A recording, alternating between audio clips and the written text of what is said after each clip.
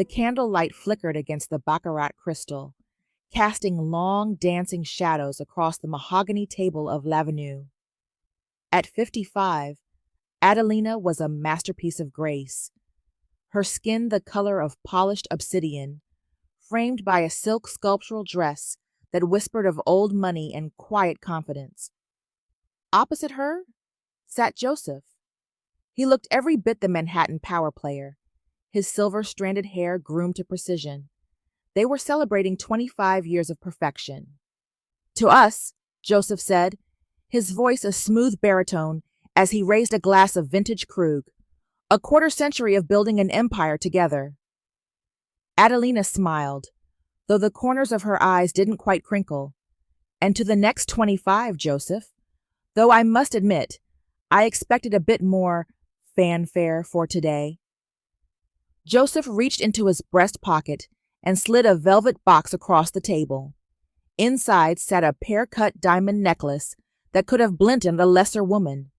It was cold, heavy, and undeniably expensive. "It's beautiful," Adelina whispered, tracing the stones. "But Joseph, did you forget what today actually is?" Joseph blinked, a flicker of genuine confusion crossing his face. "Our anniversary, Addie. June 14th. The silence that followed was heavy enough to drown in.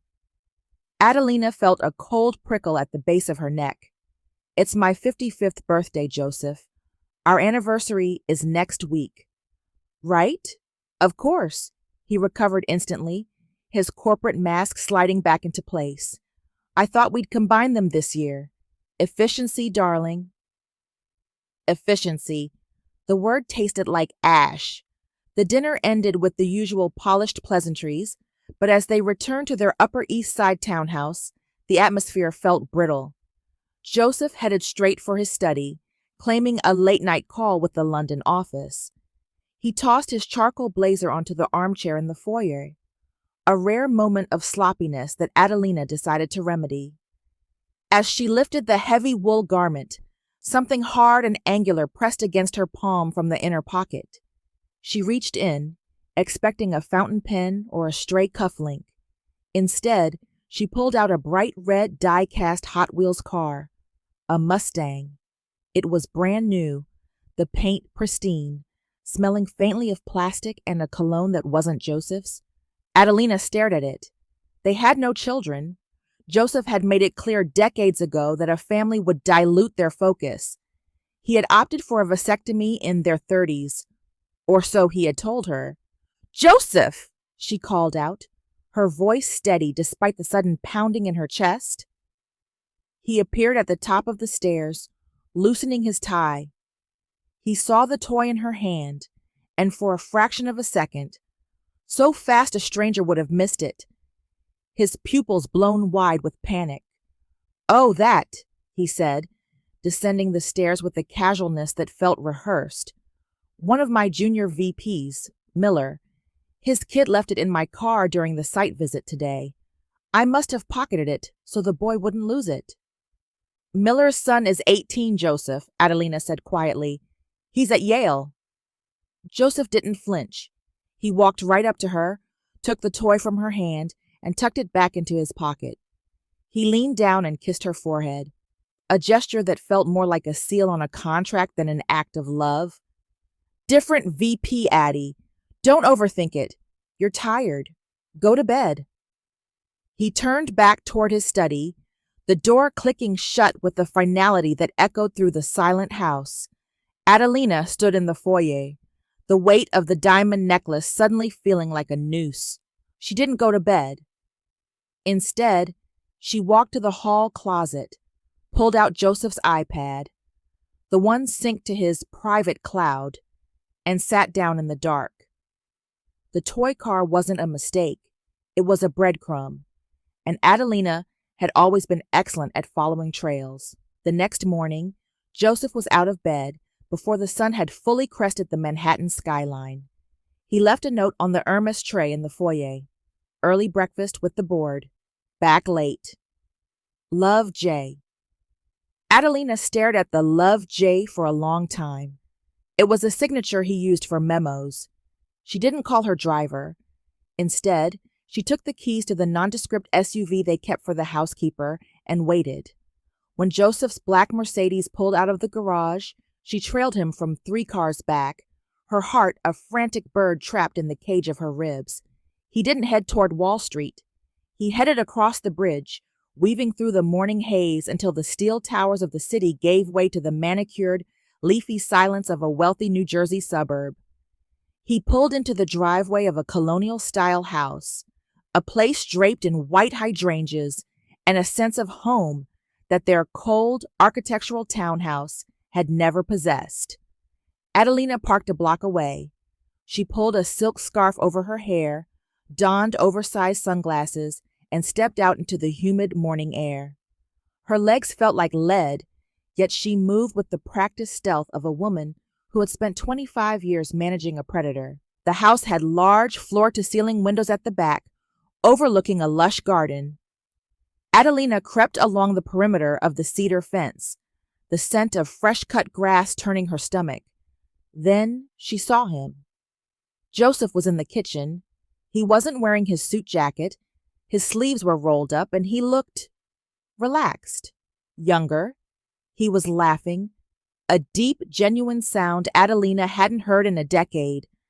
Beside him stood a woman. She was perhaps 35, with soft features and a radiant smile that suggested she had never known a day of corporate warfare.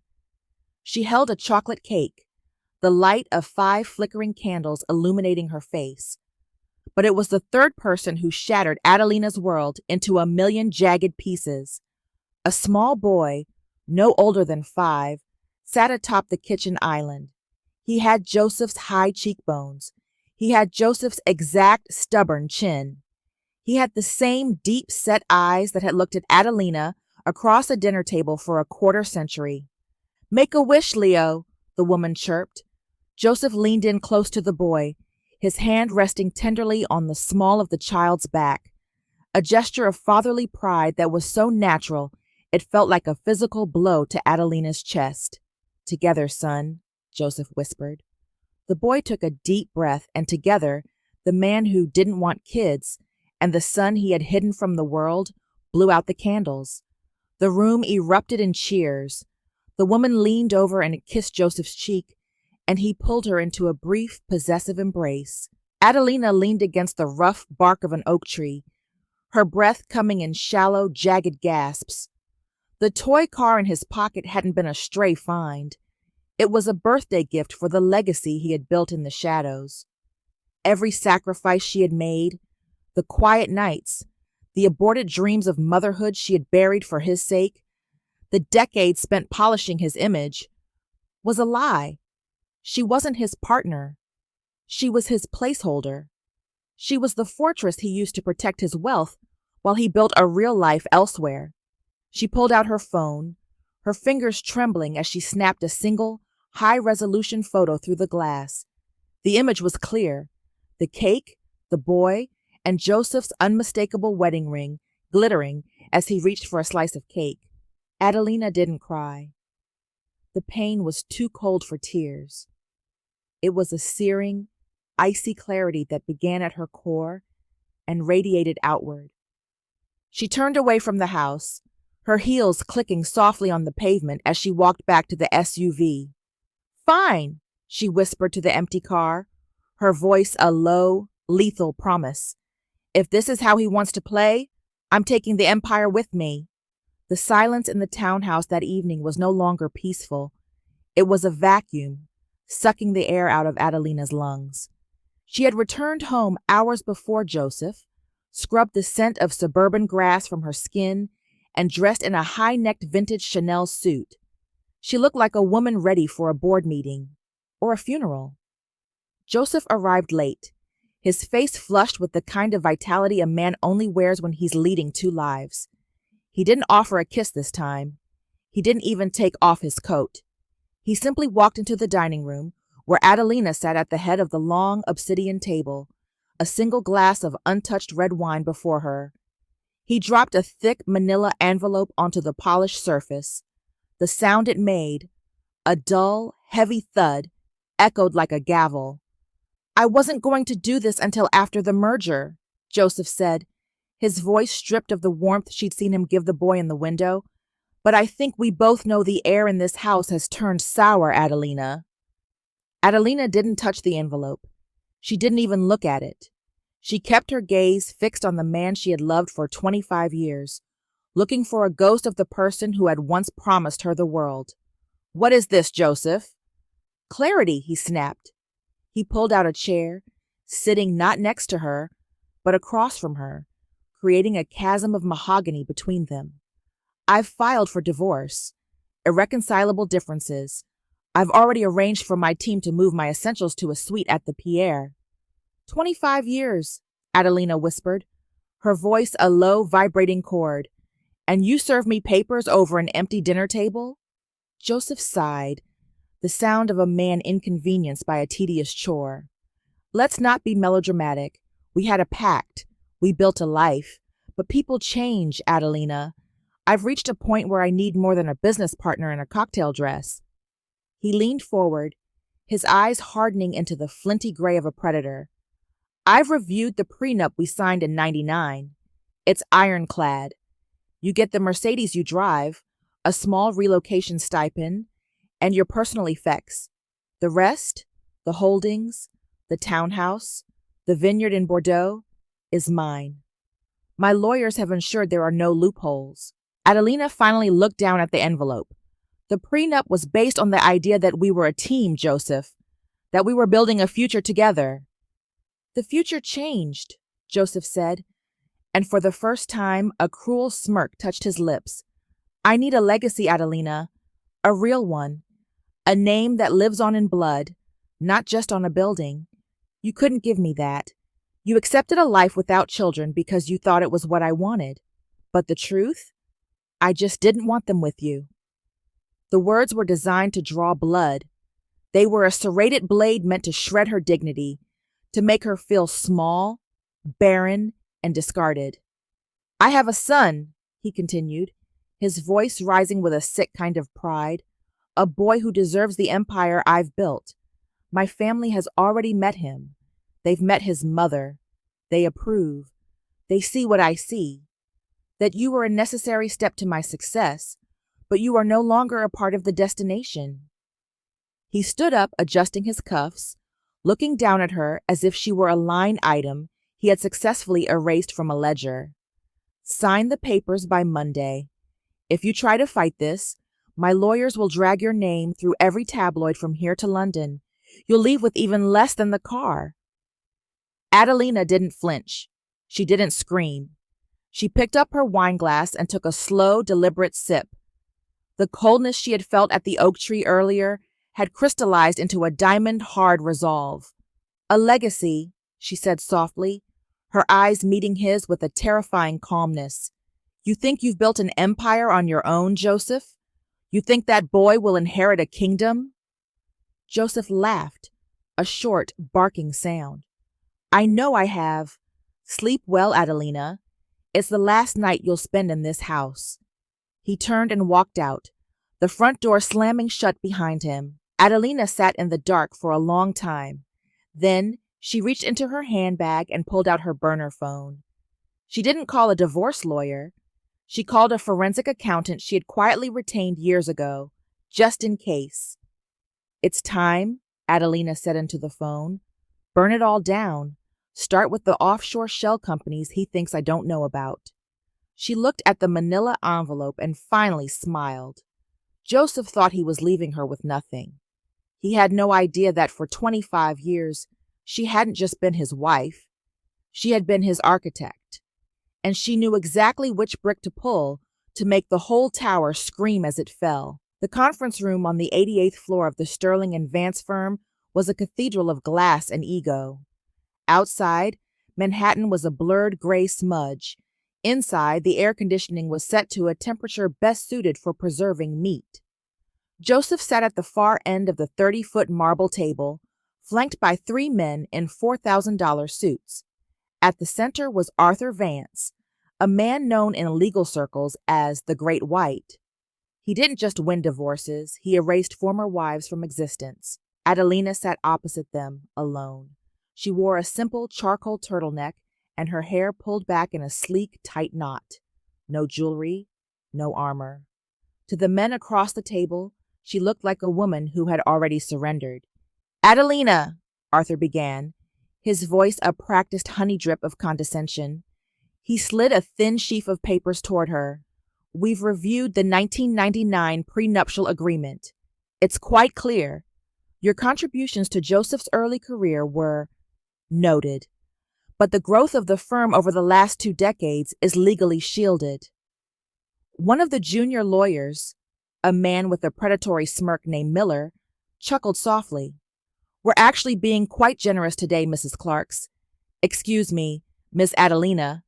Joseph has authorized a pity settlement. We'll let you keep the Mercedes, and we've added a $500,000 lump sum. It's more than the zero you're legally entitled to." Joseph didn't look at her. He was busy checking his gold Patek Philippe, looking like a man who had a much more important meeting to attend. "Take it, Addie," he muttered. "It's a comfortable life for a woman your age. Don't make this ugly. You don't have the stomach for a fight." Adelina didn't speak. She picked up the settlement offer, her eyes scanning the Schedule A of assets Joseph had disclosed. Total marital value, $40 million. She felt a cold, sharp electricity run through her veins. 40 million?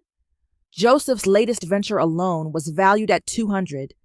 She looked at the offshore disclosures, 2 small accounts in the Caymans. She leaned back, her silence stretching until the smirk on Joseph's face began to flicker. In that silence, Adelina wasn't mourning. She was calculating. She knew about the Blue Horizon Trust in the Cook Islands.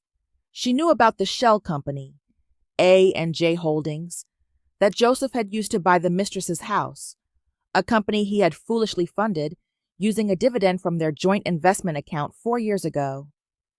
She knew that roughly 70% of their true net worth, nearly $500 million, was missing from these papers. "Is something wrong?" Arthur asked, leaning forward. "Is the font too small? Or are you just realizing that 25 years of support doesn't have a market value?" Adelina finally looked up. Her eyes weren't wet with tears. They were as bright and lethal as a sniper's scope. "I was just noticing the omissions," she said softly. Joseph scoffed. "Omissions? I've given you everything the law requires, Adelina." "No, Joseph," she said, her voice gaining a terrifyingly calm resonance. "You've given me what you think I'm too stupid to find. You've hidden the empire in the shadows, and you've brought these sharks to scare me into a corner." She stood up slowly, smoothing her skirt. She didn't sign the paper. Instead, she took a small, encrypted flash drive from her purse and laid it on the marble table. It looked like a tiny bomb. "What is that?" Arthur demanded, his professional mask slipping.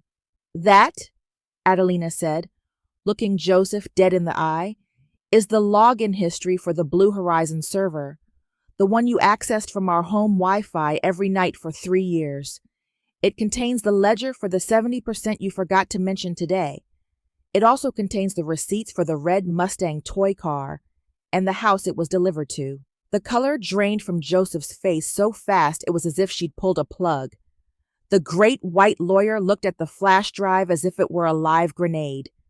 "This meeting is over," Adelina said, her voice a silk ribbon over a garrote. "The next time we speak, it won't be about a pity settlement.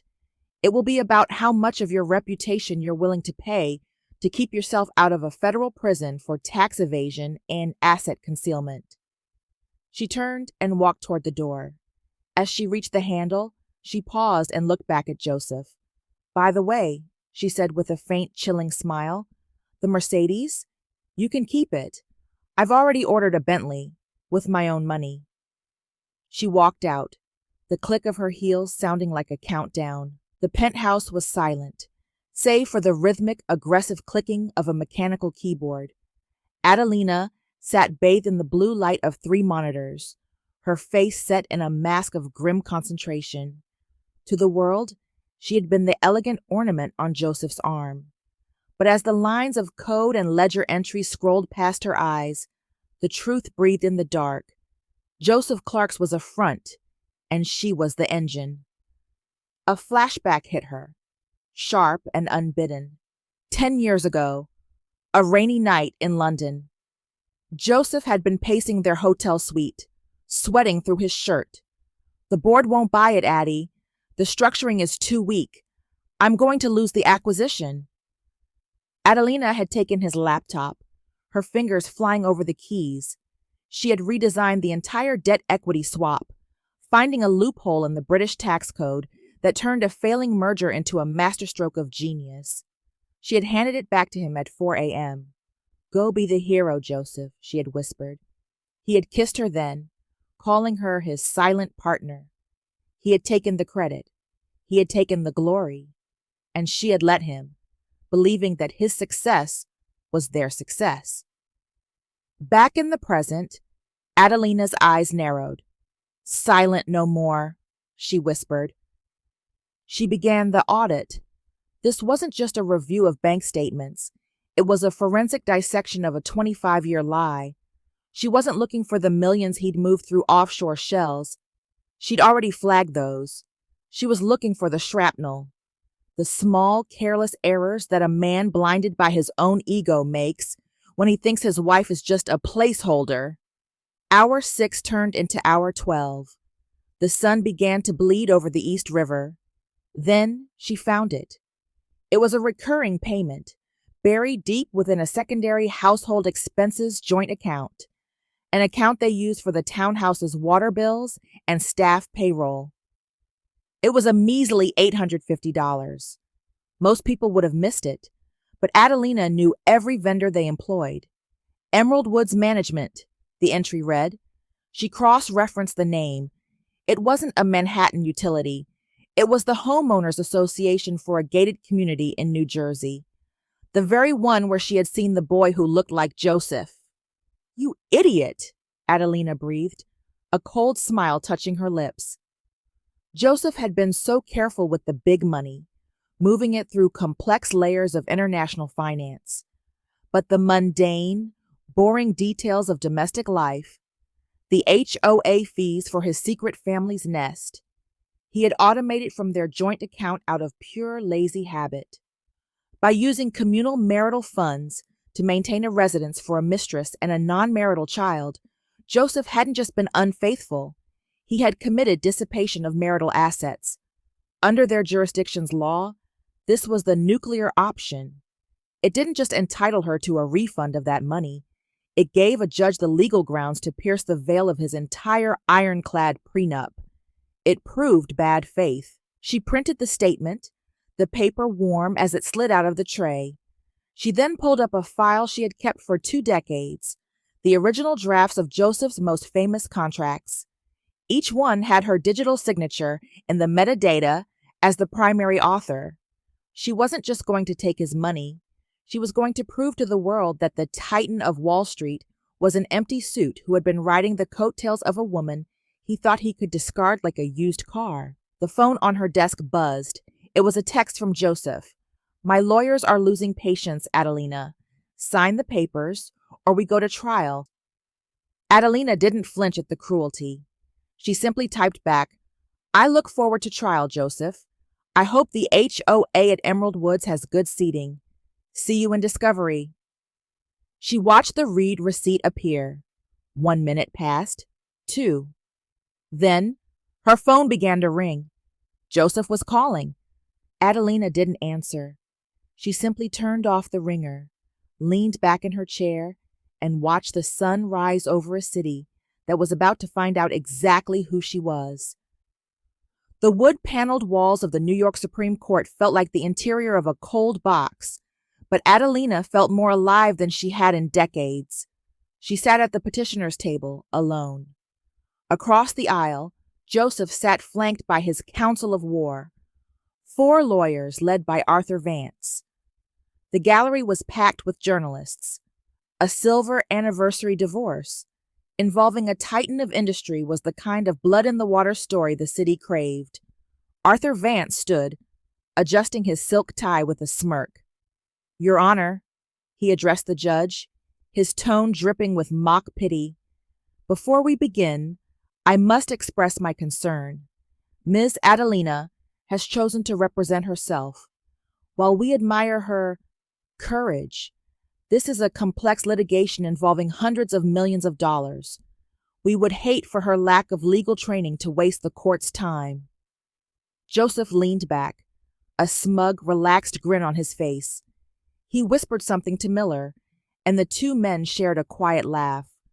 To them, Adelina was a lamb walking into a slaughterhouse. "I am quite prepared, Your Honor," Adelina said, her voice clear and resonant, cutting through the murmurs of the room. "Very well," the judge sighed. "Mr. Vance, your opening move." Vance spent 10 minutes grandstanding. He presented the 1999 prenuptial agreement as if it were the 10 Commandments. "The contract is absolute," he declared, slamming a hand on the lectern. "Ms. Adelina signed away any claim to Joseph Clark's corporate holdings. She gets the car, the stipend, and she leaves. There is no legal mechanism to vacate this document." When it was Adelina's turn, she didn't stand at the lectern. She walked slowly toward the center of the floor, holding a single laminated sheet of paper. "Joseph," she said, her voice conversational, "do you remember our 20th anniversary? The night in Saint-Tropez?" Joseph's smirk flickered. "We had a lot of anniversaries, Addie. Get to the point." "You were celebrating the $100 million exit from the Vanguard deal," she continued, looking at the judge. "You were quite exuberant.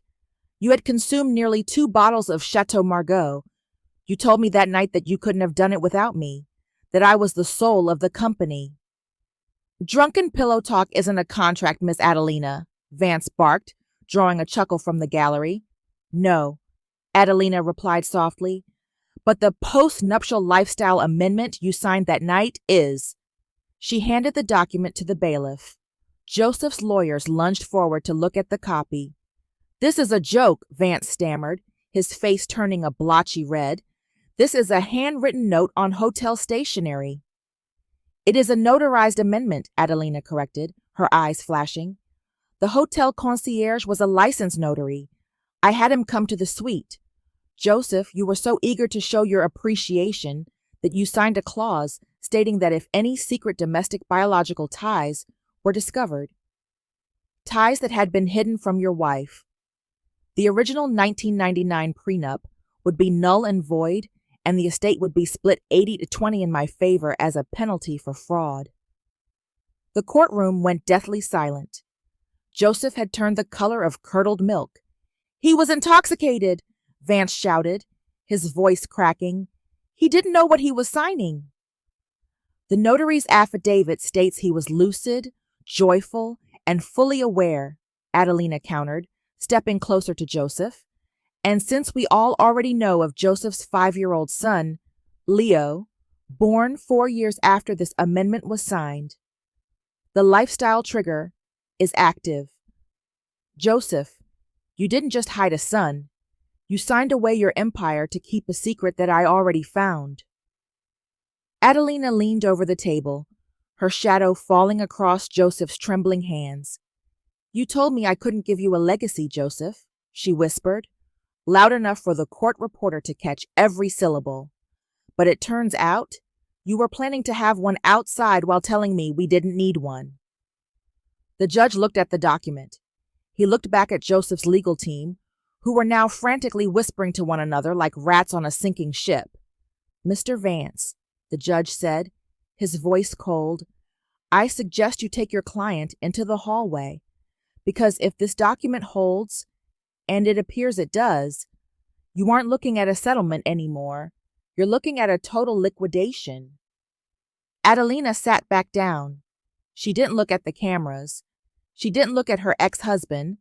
She simply picked up her pen and waited for the massacre to conclude. The hallway outside the courtroom felt like a pressure cooker. Joseph's lawyers were shouting behind closed doors, but inside the chamber, Adelina sat in the eye of the storm. She was no longer just a wife fighting for a settlement. She was a sovereign state reclaiming her territory. When the judge reconvened the session, the atmosphere had shifted from a divorce hearing to a financial execution. "The lifestyle amendment is admitted into evidence," Judge Holloway announced, his eyes fixed on Joseph with newfound disdain. "But Ms. Adelina, you mentioned dissipation of assets. Proceed." Adelina stood, opening a sleek black leather binder. "Your Honor, over the last 5 years, Joseph Clark has funneled approximately $4.2 million from our joint investment accounts into Clark Legacy Holdings, a shell company he claimed was for tax-deferred charitable giving. In reality," she paused, sliding a series of photographs and deed transfers across the bench, "that money was used to purchase a $2.8 million estate in New Jersey, a luxury SUV, and a private trust for a child he denied existing." Joseph surged forward, his face a mask of fury. "That was my money. I earned every cent of it." "With my brain and our shared time," Adelina countered, her voice like a velvet hammer. "By using communal funds to support a clandestine life, Joseph has committed a fraud on the community. I am moving for an immediate Mareva injunction, an asset freeze, on every account associated with Clark Global." "You can't do that," Joseph roared, his professional composure finally shattering. "That would paralyze the company. We have payroll. We have a merger pending." "Exactly," Adelina said coolly. "A merger based on a brand name that you don't even own." The room went so quiet the hum of the air conditioning sounded like a jet engine. Joseph blinked, his mouth hanging slightly open. "What are you talking about? Clark Global is mine. My name is on the door." "Your name is on the door, but the intellectual property rights to the brand, the logo, the trademarked Clark method of algorithmic trading, and the company name itself were registered 15 years ago," Adelina explained, her eyes shimmering with a terrifying intelligence. "During the 2011 restructuring, you were so busy with the vision that you had me handle the filings. I registered them under AC Intellectual Properties, my initials, not yours." She pulled out a certified document from the U.S. Patent and Trademark Office. "I am the sole owner of the brand Clark Global. As of 10 minutes ago, my legal team has issued a cease and desist. You are no longer authorized to use that name for any commercial venture." "Joseph, you aren't a genius. You're a tenant in a house I built, and your lease just expired." Joseph slumped back into his chair, the air leaving his lungs in a ragged wheeze. The shark lawyers looked at the trademark filing and then at each other, realizing there was nothing left to defend. The Titan of Wall Street had just been stripped of his name, his money, and his legacy in a single afternoon. Judge Holloway didn't even hesitate. Motion granted. All accounts associated with Joseph Clark and Clark Global are hereby frozen pending a full forensic audit. And Joseph, I suggest you stop speaking. You're only making it easier for her. Adelina gathered her papers. She had won. She had taken 85% of the wealth, the branding rights, and the very ground he stood on. But as she walked past Joseph, she didn't feel the rush of victory she expected. She felt the heavy, hollow ache of 25 years wasted on a man who was now just a stranger in a cheap-looking suit. The final gavel had sounded like a guillotine. Adelina walked down the wide marble steps of the Supreme Court, the late afternoon sun catching the sharp edges of her silhouette. Behind her, the door swung open, and Joseph stumbled out into the light, looking less like a titan and more like a man who had been caught in a landslide. The settlement was devastating. Adelina hadn't just taken the lion's share. She had taken the marrow. She held the deed to the triplex penthouse overlooking Central Park, 85% of their liquid assets, and the controlling interest in the primary investment vehicle that fed Joseph's lifestyle. "Adelina!" Joseph's voice was hoarse, cracking as he chased her toward her waiting car. "You can't do this. I have a family to support. You're leaving me with nothing but the New Jersey house and a mountain of legal fees." Adelina stopped and turned. She didn't look angry. She looked bored. "You have exactly what you asked for, Joseph. You wanted a legacy? You have your son. You have the woman your family approves of. You have the house with the white hydrangeas. That is the life you chose. I'm simply taking back the life I paid for." "I have debts, Adelina. The frozen accounts. The creditors are circling." "Then I suggest you get a job," she said, her voice as smooth as glass. "Though I hear it's hard to find work when you don't even own the rights to use your own last name for business." She stepped into the back of her sleek black Bentley, a car she had purchased with her money. As the door closed, she saw Joseph's family, his mother and sister, standing on the sidewalk. They weren't rushing to comfort him. They were arguing with him, their faces twisted in fury.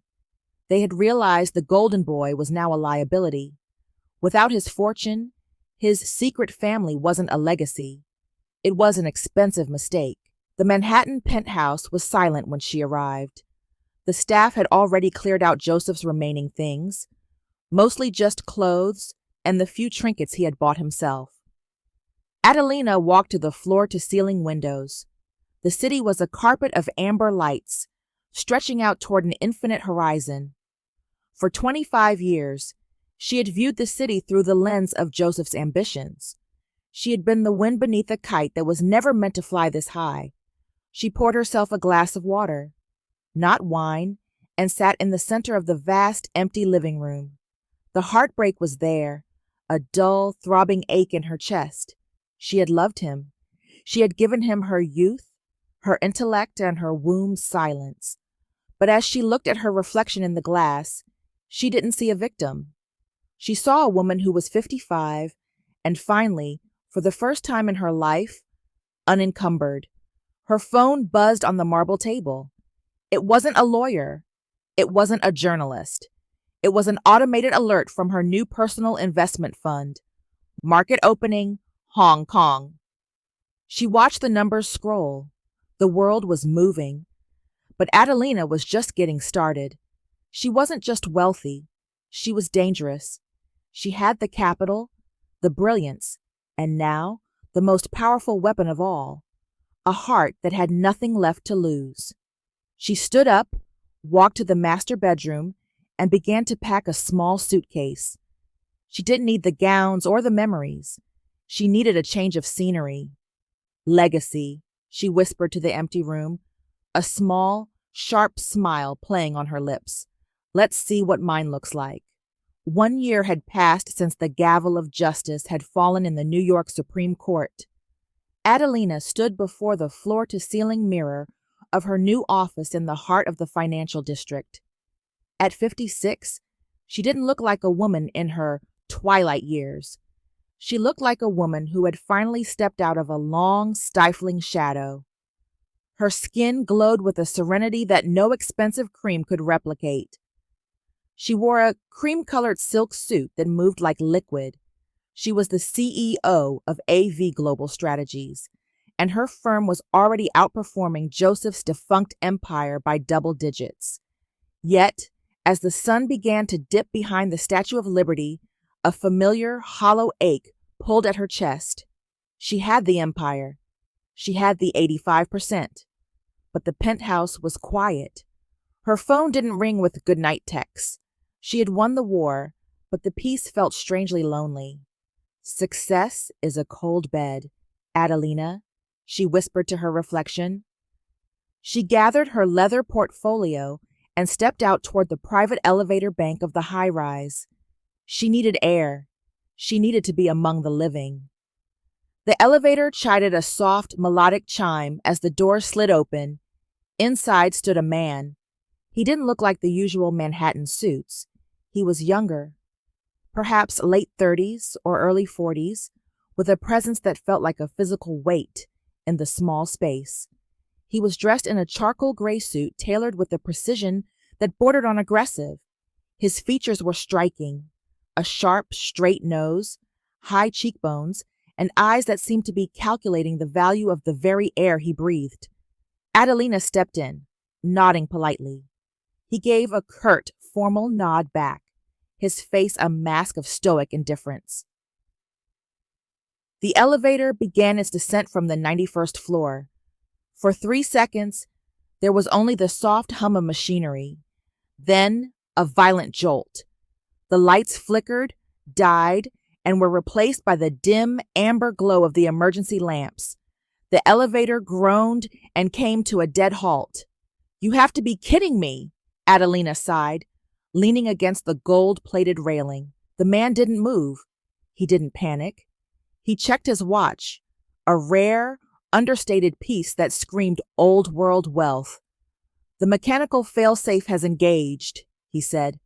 His voice was a deep, resonant rasp, his English perfect but tinged with the melodic lilt of soul. "We are likely suspended between the 64th and 65th floors." "You sound remarkably certain," Adelina said, looking at him. "I own 34 buildings in Asia," he replied, finally turning his gaze toward her.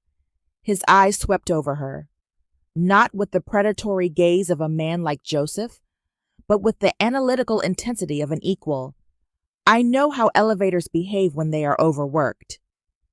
"I'm Adelina," she said, offering a hand, more to break the sudden tension of the dark than out of formality. The man hesitated for a heartbeat, then took her hand.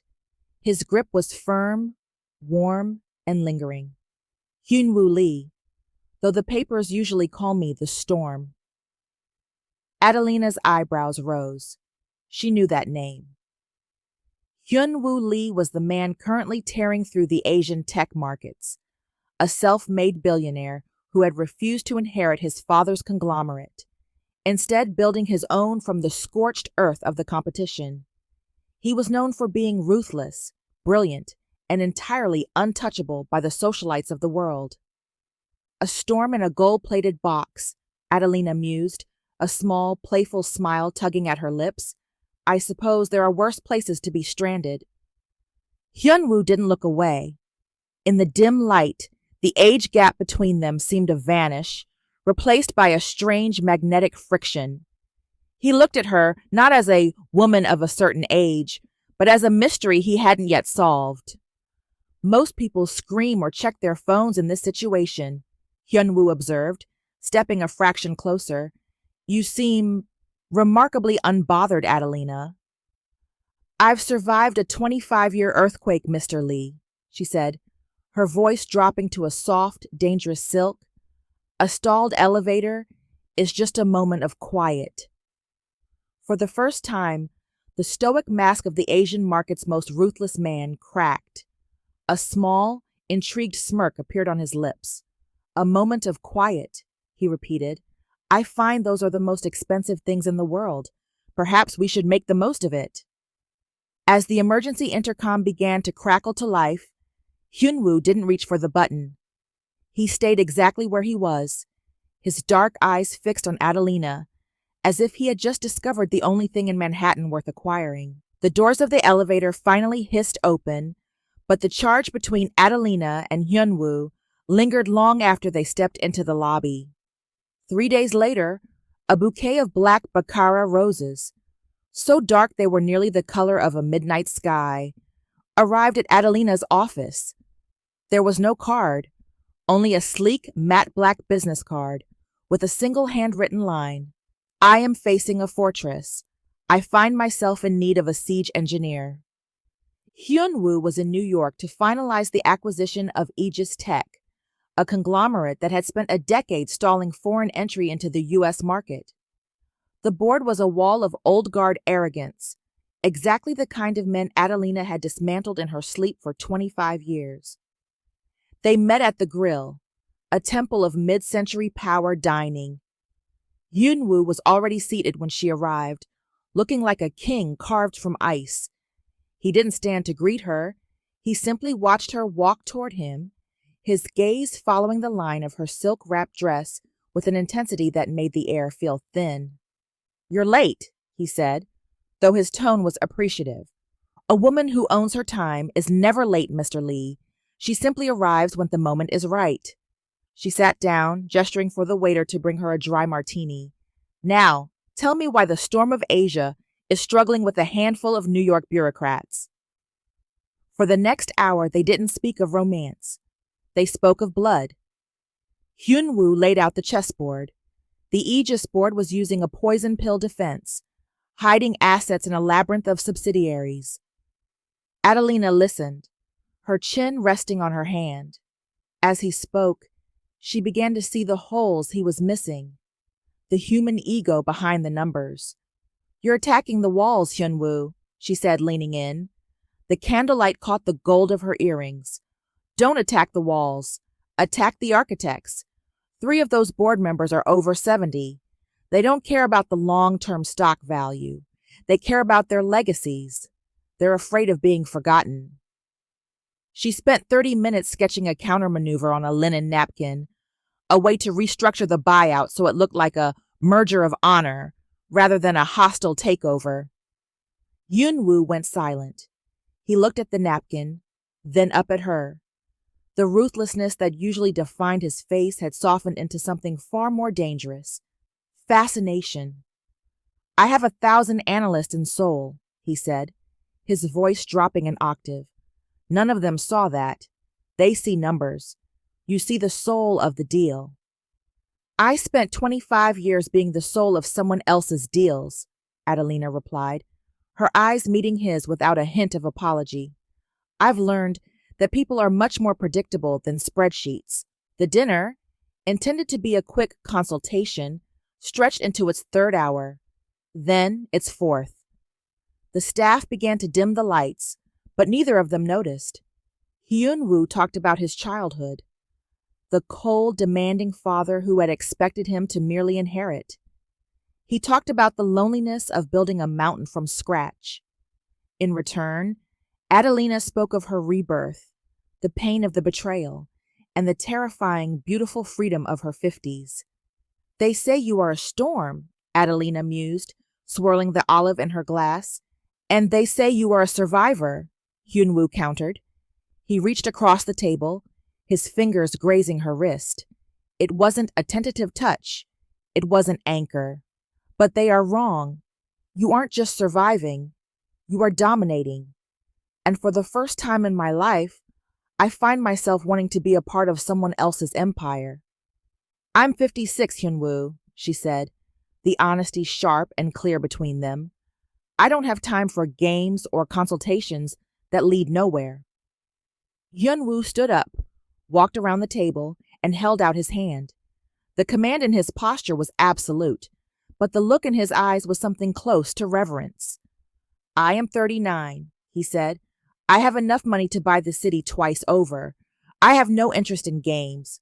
I want the woman who can look at a storm and tell it where to blow. The dinner is over, Adelina. The pursuit has begun.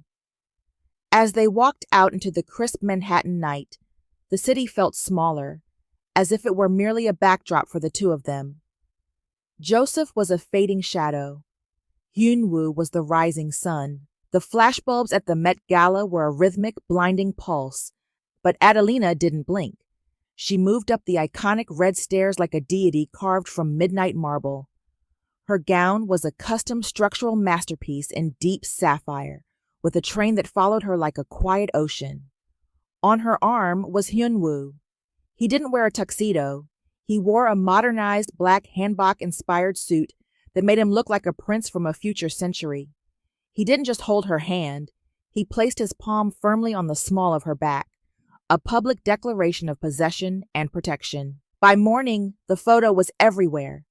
The New York Post headline screamed, "The Queen's New King, Adelina, and the Storm of Asia shut down the Met." 3 blocks away, in a cramped, 2-bedroom apartment that smelled of stale coffee and unwashed laundry, Joseph Clark stared at the image on his tablet. The legacy he had traded his life for, his mistress Maria, was in the kitchen, screaming into her phone about a late credit card payment. His son, Leo, was crying because the Wi-Fi had been cut. Joseph's face was a map of broken capillaries and bitter rage. Seeing Adelina wasn't the problem. It was seeing her glow. She looked 10 years younger. She looked loved. She looked expensive. "This is my money," Joseph hissed, his fingers trembling as he zoomed in on the 5-carat emerald on Adelina's finger. "She's spending my life's work on a boy toy." Driven by a cocktail of gin and delusion, Joseph grabbed his coat. He still had the muscle memory of power. He still thought he could walk into her life and demand an audience. He arrived at the Fifth Avenue high-rise an hour later. The lobby was a temple of limestone and silence. Joseph bypassed the concierge, heading for the private elevator bank he used to own. "Ma'am, you can't be serious," he shouted at a confused receptionist who didn't recognize him in his wrinkled blazer. "I'm Joseph Clark. That's my penthouse." He pushed past her, but before he could reach the gold-plated doors, the air in the lobby seemed to freeze. Two men, built like granite blocks and dressed in identical black tactical suits, stepped out from the shadows. They didn't look like New York bouncers. They looked like special forces. These were Hyunwoo's personal security detail, men who moved with a lethal, quiet efficiency. "Out of the way," Joseph snarled, trying to shove past the larger one. "I'm here to see my wife." The guard didn't move. He didn't even blink. He simply placed a massive hand on Joseph's chest and pushed back. It wasn't a violent shove, but it carried the weight of a mountain. Joseph stumbled, his heels skidding on the polished marble. "Mr. Lee is currently in residence with Miss Adelina," the guard said, his voice a low mechanical drone. "You are not on the manifest. You are trespassing." "Mr. Lee? That kid?" Joseph laughed, a high, desperate sound. "Tell her Joseph is here. Tell her I know she's just trying to make me jealous." At that moment, the elevator chimed. The door slid open to reveal Hyunwoo. He was dressed in a simple silk-tailored suit, looking relaxed and utterly at home. He held a crystal glass of amber liquid. He looked at Joseph the way a scientist might look at a particularly uninteresting mold sample. "So," Hyunwoo said, his voice echoing in the vast lobby, "this is the man who thought a diamond necklace was a substitute for a soul." "You," Joseph pointed a shaking finger, "you're a fraud.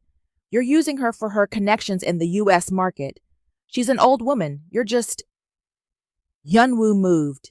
He didn't run. He glided. In a second, he was inches from Joseph's face. The younger man was taller, broader, and radiated a cold, predatory energy that made Joseph's knees go weak. "I am the storm, Joseph," Hyunwoo whispered, his dark eyes burning with a terrifying light. "I don't need her connections. I built my own world. I want her because she is the only person I have ever met who is my equal. To you, she was a placeholder. To me, she is the prize." Hyunwoo glanced at his guards. "He's making the lobby look untidy. Dispose of him." "Wait!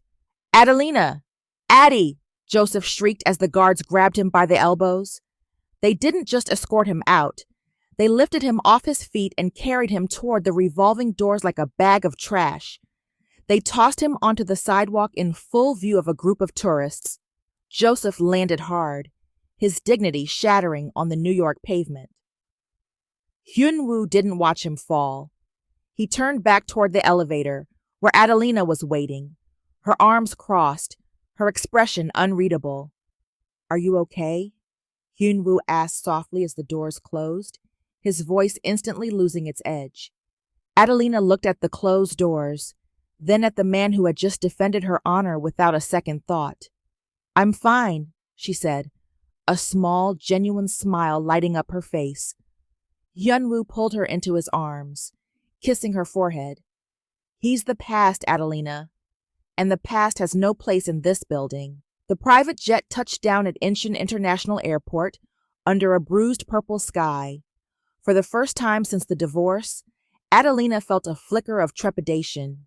She was no longer in the concrete canyons of Manhattan, where she knew every shadow. She was in the heart of the Lee dynasty.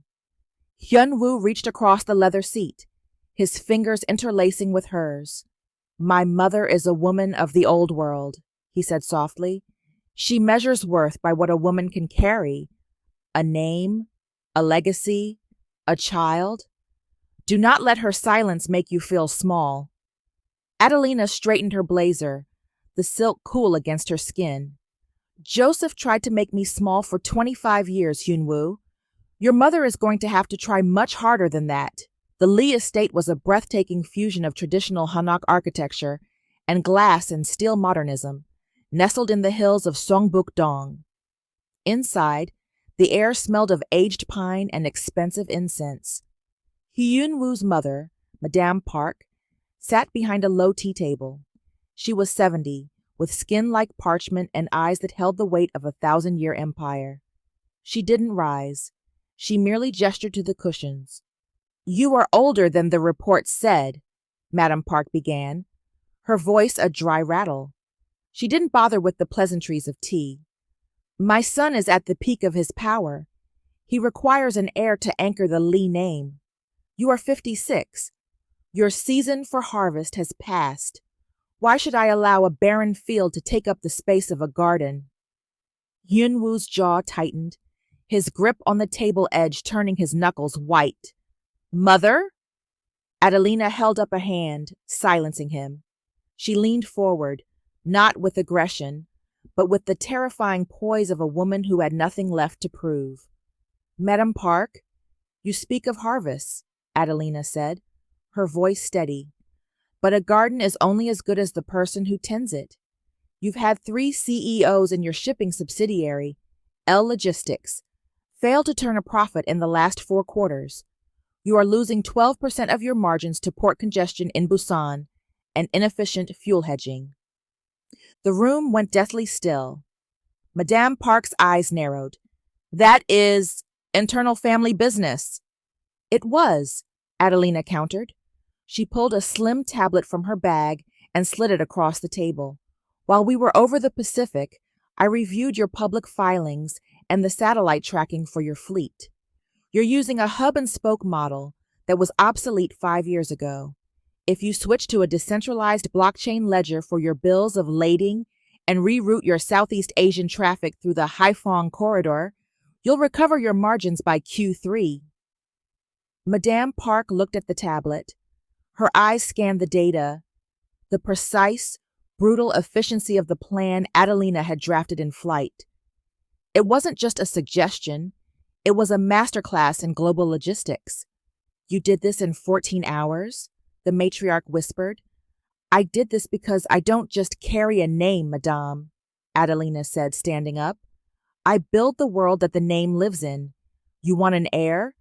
Any woman can give you a child. But I am the only woman who can ensure that there is actually an empire left to inherit. Hyun-woo looked at Adelina with a pride so fierce it was almost palpable. Madame Park looked at the tablet, then up at Adelina. For a long, grueling minute, she was silent. Then, slowly, she poured a second cup of tea and pushed it toward the empty cushion opposite her. The tea is getting cold, Madame Park said, her voice losing its jagged edge. Sit. Tell me more about this Haiphong corridor. Adelina sat. She hadn't just survived the confrontation, she had conquered it. She wasn't an older woman in this room anymore. She was the architect. The lanterns of the Lee estate glowed with a soft amber light, casting long shadows across the private courtyard where Adelina stood alone. The conversation with Madame Park had been a victory of the mind, but the victory of the heart felt far more fragile. She looked up at the Korean moon, her breath hitching. She was a woman who dealt in realities, and the reality was this. Hyun-woo was a king in his prime. In this culture, and in his world, a king without a prince was a tragedy in the making. The sliding paper door behind her creaked open. Hyun-woo stepped out, having shed his formal jacket. He looked younger in the moonlight, his expression softened by a vulnerability he only ever showed to her.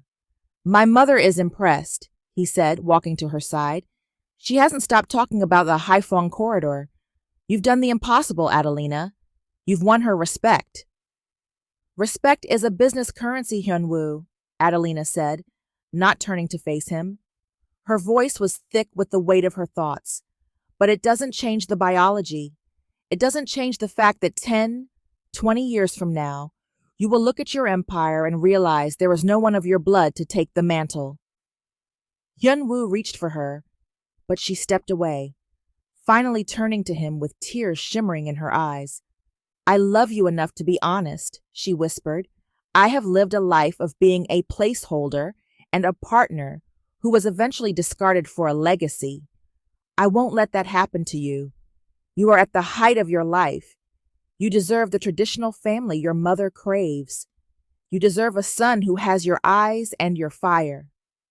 Adelina, stop!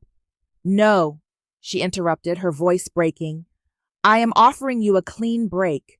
No lawyers, no courtrooms, no bitterness. Go find a woman who can give you the air I can't. My empire is already built. I will be fine, but I won't be the reason the Lee name ends. The silence that followed was heavy, filled only with the distant sound of a bamboo water fountain. Hyunwoo didn't argue. He didn't shout. Instead, he did something that would have sent shockwaves through the entirety of Asia if the press had been watching. He dropped to one knee on the cold stone of the courtyard. Hyunwoo Lee, the man who knelt to no one, not his father, not the markets, not the government, looked up at her, his dark eyes burning with a terrifying, beautiful clarity. He reached out and took both of her hands in his. You think so little of me, he said, his voice a low, vibrating growl of devotion. You think I built all of this just to hand it to a stranger who happens to share my DNA? You think a bloodline is what makes a man's life meaningful? Hyunwoo, please. Listen to me, he commanded, his grip tightening gently. I have spent my life surrounded by people who wanted a piece of my crown. You are the only person who wanted the man beneath it. I don't want a bloodline, Adelina. I don't want a traditional life that follows a script written by dead ancestors. I want a partner who matches my soul. I want the woman who saw me in a dark elevator and wasn't afraid. He pressed his forehead against her hands. If the Lee name ends with me, then let it be the most brilliant ending in history, he whispered. My empire starts and ends with you. If there is no child to take the throne, I will build a world where our work helps millions of children who are already here. That will be our legacy.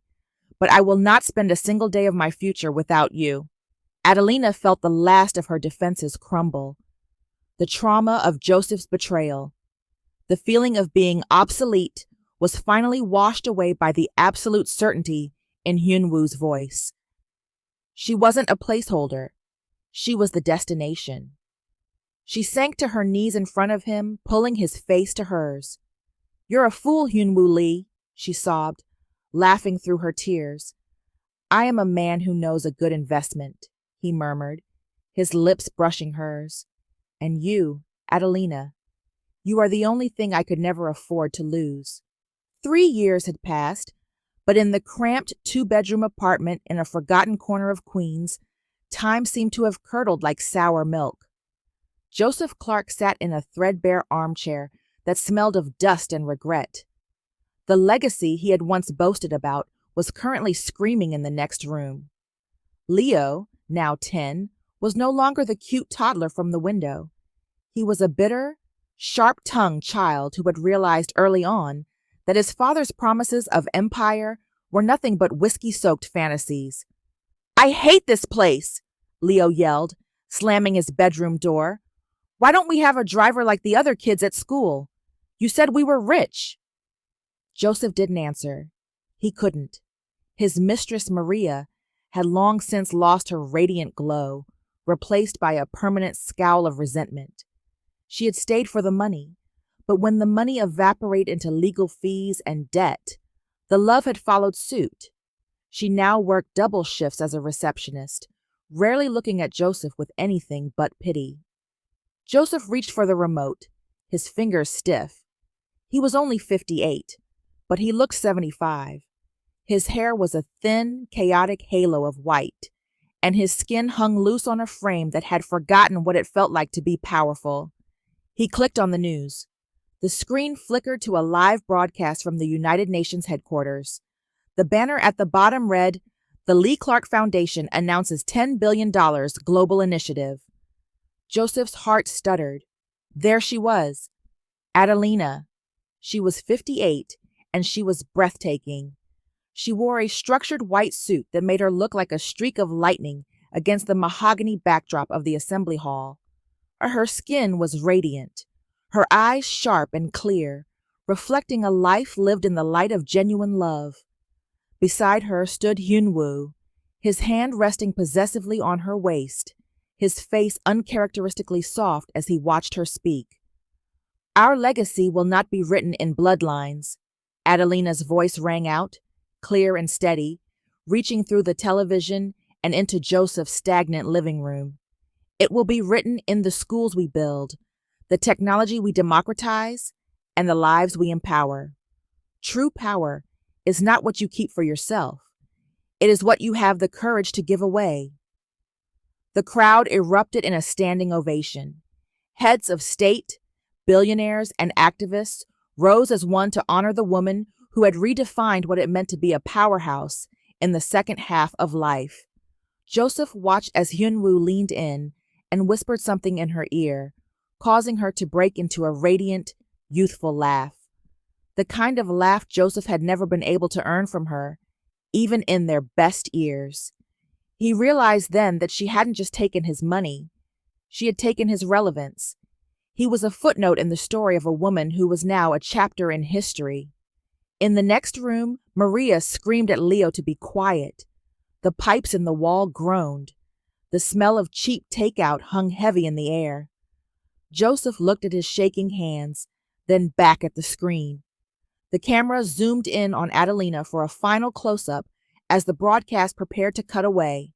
For a split second, it felt as if she were looking through the lens, through the satellites, and directly into the dim, pathetic apartment where Joseph sat in the dark. She didn't look angry. She didn't look vengeful. She looked completely, utterly free. Adelina tilted her head slightly, a small, knowing smile playing on her lips. The smile of a woman who had won not by destroying her enemy, but by outgrowing him. Then, she looked directly into the camera and winked. The screen went to black. Joseph sat in the silence, finally understanding that the nothing he had tried to leave her with had become the soil in which she grew her everything. 2 years after the launch of the foundation, the world had settled into the idea that Adelina and Hyunwoo were the ultimate power couple of impact. But behind the high security walls of their Seoul estate, a different kind of miracle was unfolding. Adelina had never expected to hear a heartbeat. After decades of being told no by a man who was simply hiding his own tracks, she had made peace with her life. But Hyunwoo, being the storm who left nothing to chance, had suggested they visit a world-leading fertility specialist in Switzerland, not for the sake of an heir, but for Adelina's own health and hormonal vitality. "I don't want a child to replace you," he had told her. "I want to explore what is possible for us." The process was grueling, involving advanced regenerative therapy and IVF using a donor egg that matched Adelina's heritage, combined with Hyunwoo's fire. Because of the risks associated with a pregnancy at her age, they had chosen a surrogate, a woman who was treated like royalty within their inner circle. They were at the Swiss clinic for what was supposed to be a remote check-in on their surrogate, who was resting in a different wing of the facility. Since Adelina had been undergoing the regenerative therapy, essentially a high-tech biohack to keep her young and healthy, Dr. Aris had suggested a quick, routine ultrasound of her own abdomen just to check her uterine lining and inflammatory markers. Adelina lay back on the table, laughing softly as she spoke to Hyunwoo about their foundation's latest project. She didn't expect anything. To her, this was just a maintenance scan, like checking the oil in a high-performance car. Dr. Eris moved the transducer over her abdomen, his eyes fixed on the secondary monitor. He was looking for blood flow, for tissue density. Suddenly, he stopped moving the wand.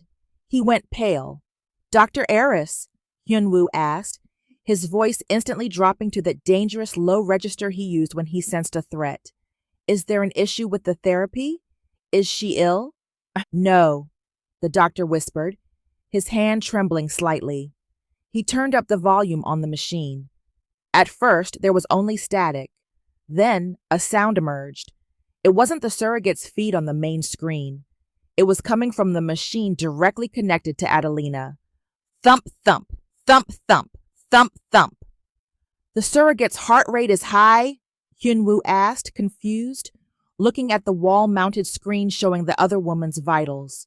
No, Mr. Lee, Dr. Iris said, his glasses reflecting the tiny flickering pulse on the local monitor, the one scanning Adelina's own body. That isn't coming from the other room. That is a 6-week-old heartbeat. It's coming from inside the woman sitting next to you. Adelina looked at the screen, her hand flying to her mouth. She wasn't just a mother. She was 60. She was a living miracle. She had spent 25 years being told she was a closed book. She looked at Hyunwoo, and for the first time, she saw tears in the eyes of the storm. He didn't care about the logistics or the how. He only cared that the woman he loved had finally been given back the piece of her soul that a thief had tried to steal.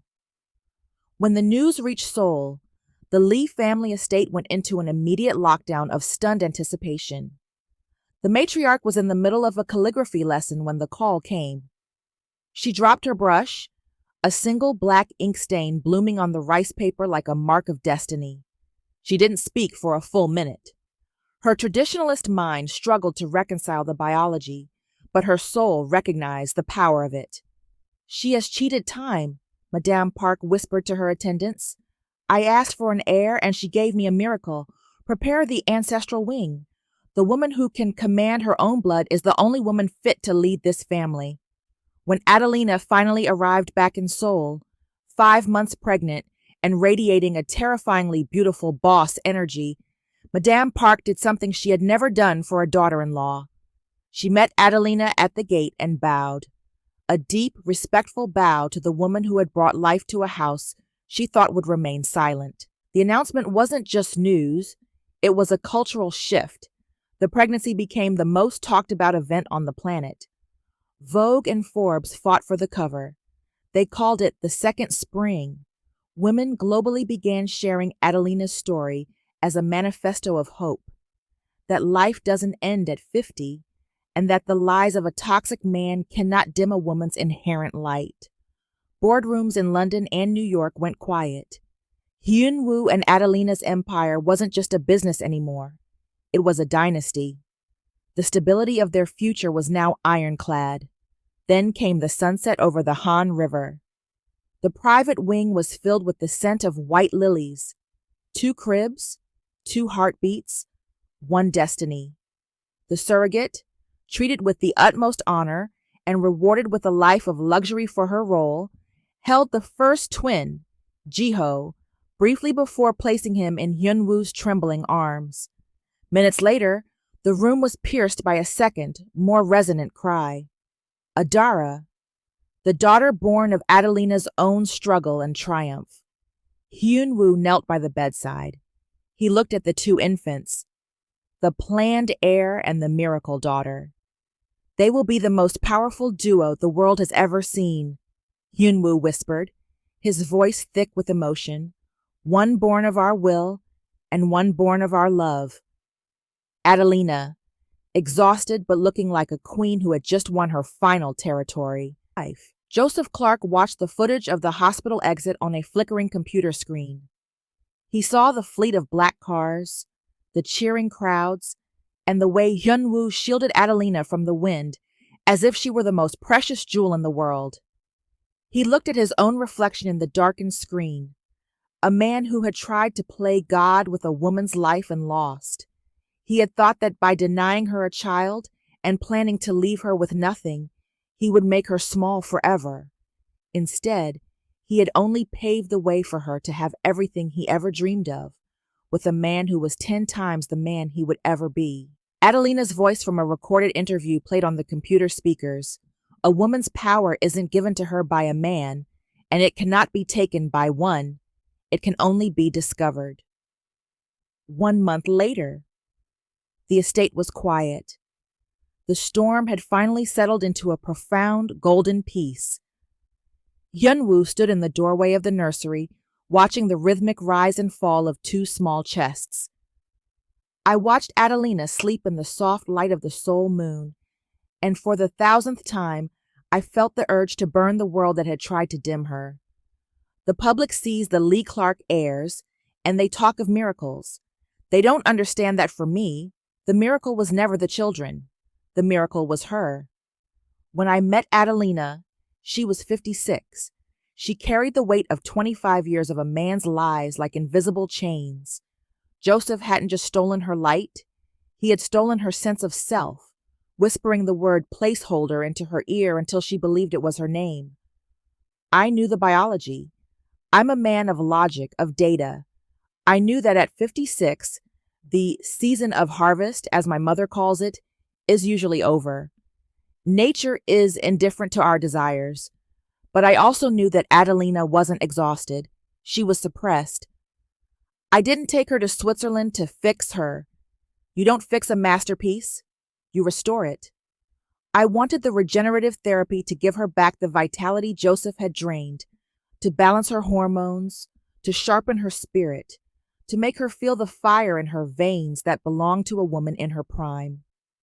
We chose the donor egg because I am a pragmatist. I wanted a child who looked like her, the deep, regal tone of her skin, the strength in her features. I wanted her heritage to live on, even if her own eggs had been weathered by the decades of stress Joseph put her through. The surrogate, that was my demand, my ultimatum. My mother wanted a bloodline. I wanted a wife. I knew the risks of a woman in her late 50s carrying a child, the strain on the heart, the pressure on the blood. I told the doctors, if I have to choose between a child and Adelina, the child does not exist. The surrogate was my way of keeping Adelina safe. She was our plan A, a high-tech, high-security bridge to a future where Adelina stayed by my side, healthy and whole. But Adelina, she has always been the one variable I could never fully calculate. As her body rejuvenated, as her soul began to breathe again in the light of my love, she did what she has always done. She broke the rules of the game. The therapy didn't just prepare her, it awakened her. While the surrogate carried our legacy, Adelina's own body, the one Joseph has suppressed, decided to prove him wrong one last time.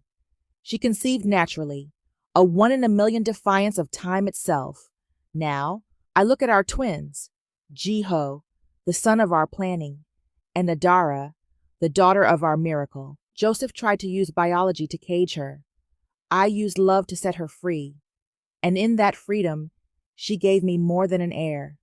She gave me the absolute, undeniable proof that when a woman is loved correctly, even nature itself bows to her will. Yunwoo walks over to Adelina, who is standing by the window. She turns to him, the morning sun catching the emerald ring on her finger and the fire in her eyes.